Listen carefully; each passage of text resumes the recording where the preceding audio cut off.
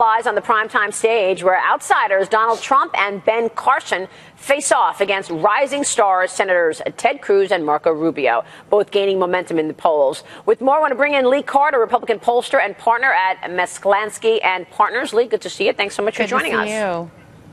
How do you assess the field for tomorrow night's debate? Well, I think it's going to be really exciting. I'm looking forward to seeing how everybody comes out. I think all eyes right now are really on Rubio. I don't think as many people are talking about Cruz. I expect Cruz to have some great one-liners, but I really think Rubio's on the rise.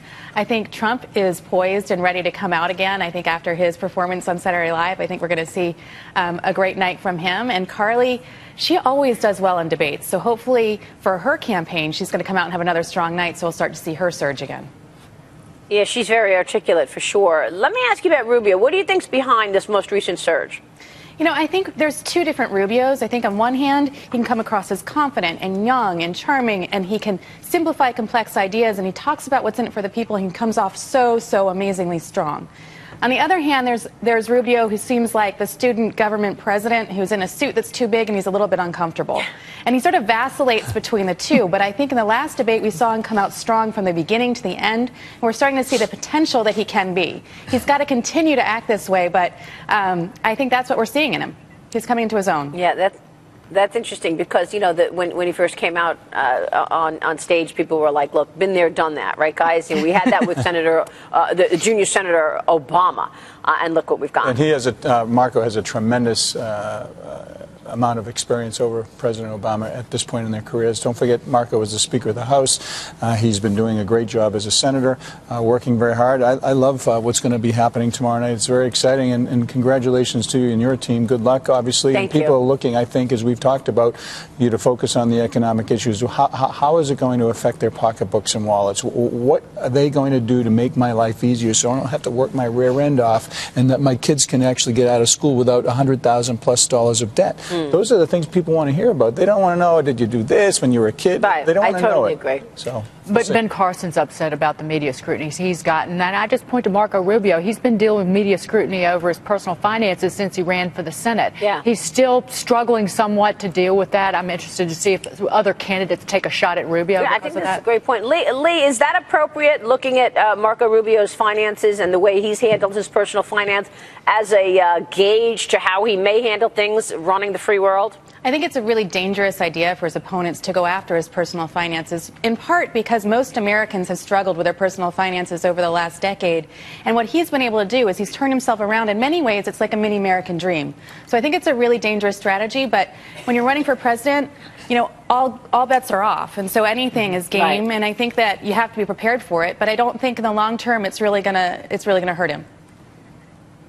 If you were directing the debate and you were going to meet with all 8 of these candidates beforehand and you had to offer one piece of advice, broad advice to all the candidates, what would it be?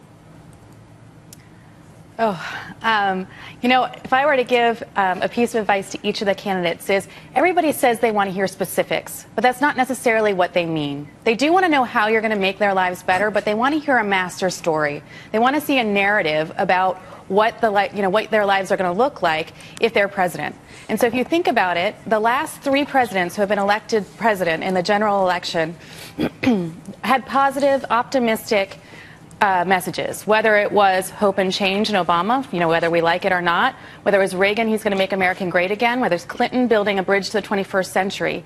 They all had a master narrative, and every policy laddered up to it, and they could hit on it over and over and over again, and it helped us visualize. Here's what they want. Totally agree with that. That's Here's what they want. They don't want them to go after each other. They want them to focus on Hillary Clinton. I mean, that's what people want. That's the advice you give. But stop hammering each other and go after Hillary Clinton. Which is why in the last debate, the audience booed when they felt that they were pitting each candidate, because that's not what the audience wants. I think you win this debate if you can walk out of there with what Lee just said. Here is my narrative in 2 or 3 sentences of what I'm going to do if I'm the leader of this country. That master narrative is the little red car on the road to victory. That's what you have to focus on, and everything has to go back. And I think Lee's also right that too many specifics get drowned out by the voter. They're really looking for somebody that's got the analysis package, that can look at the problems as they come in and deal with them in a way that the voter's confident in. And that's why Marco's been so good. He gets limited amount of time, but man, he's spot on. We know some of the narratives. I mean, like, we know Marco Rubio's